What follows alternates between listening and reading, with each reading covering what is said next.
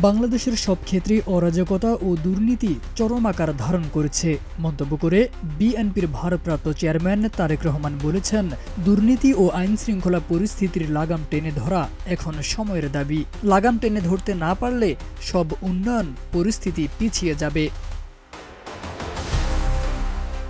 বাংলাদেশে একমাত্র বিএনপি দুর্নীতির লাগাম টানতে পারবে জানিয়ে তিনি বলেন, লাগাম টেনে ধরতে হবে, এটাই বিএনপির অঙ্গীকার।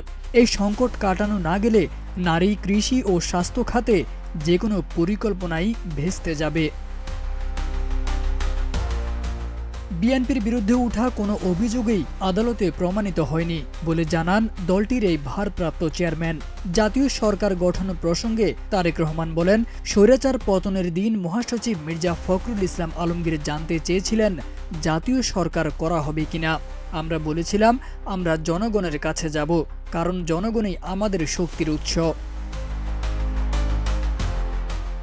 তিনি বলেন, বিভিন্ন সময় দেশ যখন সংকটের মধ্য দিয়ে গেছে তখন বিএনপি ধীরে ধীরে অবস্থার উন্নতি করেছে।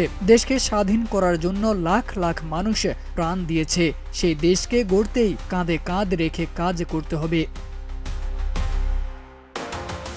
৭ ডিসেম্বর রাজধানীর ফার্মগেটের খামারবাড়ির কৃষিবিদ ইনস্টিটিউশন মিলনায়তনে বিএনপির দেশ গড়ার পরিকল্পনা কর্মসূচির সমাপনী অনুষ্ঠানে লন্ডন থেকে ভার্চুয়ালি যুক্ত হয়ে তারেক রহমান এসব কথা বলেন।